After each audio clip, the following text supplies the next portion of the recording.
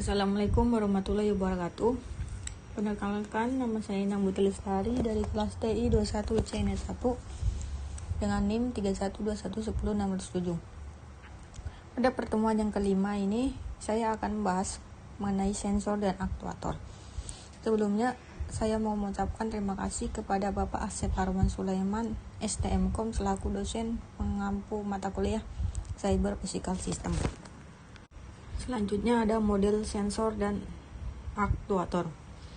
Noise adalah bagian dari sinyal yang kita inginkan. Jika kita ingin mengukur X T pada waktu T, tetapi kita sebenarnya mengukur X T, maka noise adalah selisihnya NT sama dengan XT min XT.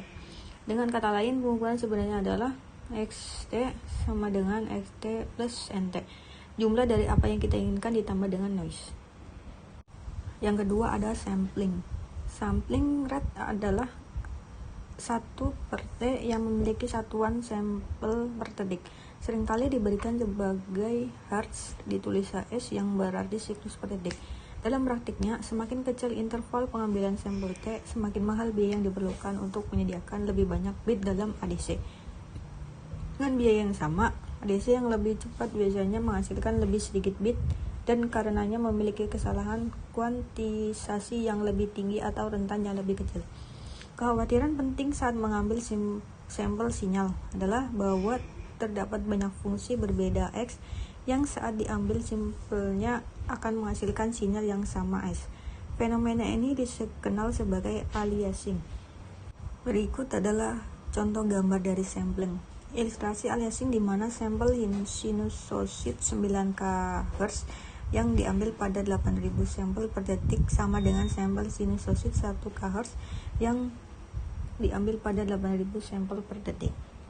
Kemudian ada distorsi harmonik, yaitu suatu bentuk linear yang terjadi bahkan dalam rentang pengoperasian sensor dan aktuator adalah distorsi harmonik.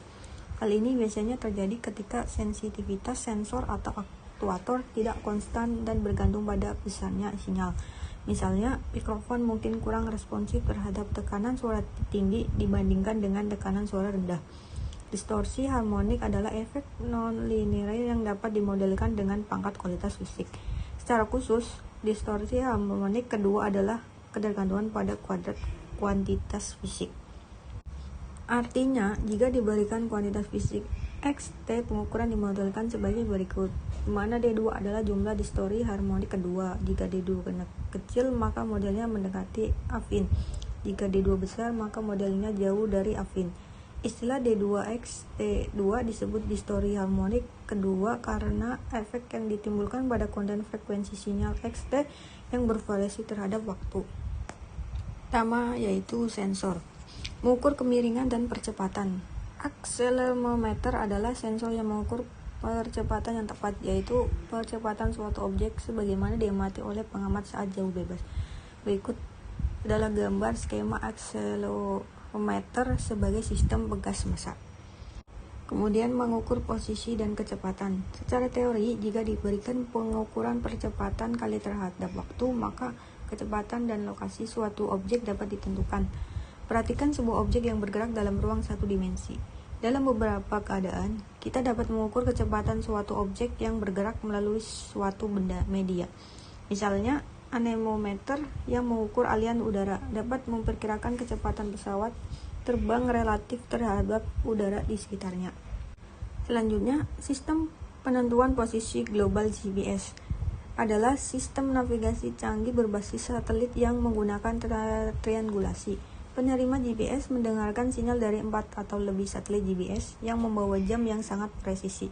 Satelit ini mengirimkan sinyal yang mencakup waktu transmisi dan lokasi satelit pada saat transmisi. Jika menerima memiliki jam yang sama presisinya, maka setelah menerima sinyal tersebut dari satelit, ia akan dapat menghitung jaraknya dari satelit menggunakan kecepatan cahaya. Dengan 3 jarak tersebut, ia akan dapat menghitung posisinya sendiri. Kemudian untuk mengukur rotasi pada sensor. Giroskop adalah perangkat yang mengukur perubahan orientasi atau rotasi. Tidak seperti akselerometer Giroskop atau kebanyakan tidak terpengaruh oleh medan gravitasi. Giroskop modern adalah perangkat MEMS, sistem mikromekanis yang menggunakan struktur resonansi kecil, atau perangkat optik yang mengukur perbedaan jarak yang ditempuh oleh sinar laser di sekitar jalur tertutup dalam arah yang berlawanan, atau untuk presisi yang sangat tinggi. Perangkat yang memanfaatkan efek kuantum. Giroskop dan akselerometer dapat digabungkan untuk meningkatkan akurasi navigasi inersia di mana posisi diperkirakan dengan perhitungan mati, dead reckoning. Berikutnya adalah perbandingan sensor dan aktuator.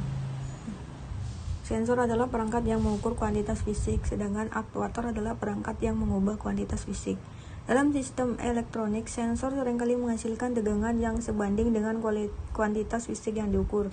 Tegangan tersebut kemudian dapat diubah menjadi angka oleh konverter analog ke digital atau ADC. Sensor yang dikemas dengan ADC disebut sensor digital, sedangkan sensor tanpa ADC disebut sensor analog. Sensor digital akan memiliki presisi terbatas yang ditentukan oleh jumlah bit yang digunakan untuk mempresentasikan angka. Sebaliknya, akuator biasanya digerakkan oleh tegangan yang dapat diubah dari angka oleh konverter digital ke analog atau DAC. Aktuator yang dikemas dengan DAC disebut aktuator digital. Kemudian mengukur suara pada sensor. Mikrofon mengukur perubahan tekanan suara. Sejumlah teknik digunakan termasuk induksi elektromagnetik di mana tekanan suara menyebabkan kawat bergerak dalam medan magnet. Kapasitansi di mana jarak antara plat yang berubah bentuk karena tekanan suara dan plat tetap bervariasi, menyebabkan perubahan kapasitansi yang dapat diukur, atau efek piezoelektrik di mana muatan terakumulasi dalam kristal karena tekanan mekanis. Mikrofon untuk audio manusia dirancang untuk menghasilkan distorsi rendah dan kebisingan rendah dalam rentang frekuensi pendengaran manusia sekitar 20 hingga 20.000 Hz. Namun, mikrofon juga digunakan di luar rentan ini. Misalnya, pengukur jarak ultrasonik memancarkan suara di luar rentang pendengaran manusia dan mendengarkan gema. Alat ini dapat digunakan untuk mengukur jarak ke permukaan yang memantulkan suara. Kemudian ada sensor lainnya. Ada banyak jenis sensor lainnya. Misalnya, pengukuran suhu merupakan hal yang paling penting bagi sistem aviasi, pengendali mesin otomotif, proteksi arus berlebih, dan banyak proses kimia industri. Sensor kimia dapat mendeteksi polutan tertentu, mengukur konsentrasi alkohol, dan lain-lain. Kamera dan fotodioda mengukur tingkat cahaya dan warna. Jam mengukur perjalanan waktu. Saklar merupakan sensor yang sangat sederhana. Jika dirancang dengan benar, ia dapat merasakan tekanan, kemiringan, atau gerakan. Misalnya, dan seringkali dapat dihubungkan langsung ke pin CPU pada microcontroller. Kemudian untuk aktuator. Pertama, LED, Light Emitting Diodes.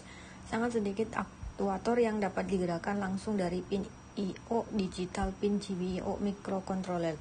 Pin ini dapat menyediakan atau menyerap arus dalam jumlah terbatas, dan setiap upaya untuk melampaui jumlah ini berisiko merusak sirkuit. Satu pengecualian adalah dioda pemancar cahaya atau LED yang bila dipasang secara seri dengan resistor seringkali dapat dihubungkan langsung ke pin GPIO. Ini menyediakan cara yang mudah bagi sistem tertanam untuk memberikan indikasi visual dari beberapa aktivitas. Kontrol motor. Di sini ada 3 gambar yang bisa dilihat sendiri. Kontrol PMW pada motor DC. Kontrol motor. Kami menggunakan teknik yang disebut modulasi lebar pulsa PMW yang dapat secara efisien menyalurkan daya dalam jumlah besar di bawah kendali digital. Selama perangkat yang menerima daya dapat menoleransi penyalaan dan penonaktifan sumber dayanya dengan cepat. Perangkat yang menoleransi hal ini meliputi LED, lampu pilar, ini adalah cara yang kerja dimmer, dan motor DC. Sinyal ini menahan sinyal tinggi selama sebagian dari periode siklus. Sebagian ini disebut siklus kerja sebesar adalah 0,1 atau 10%.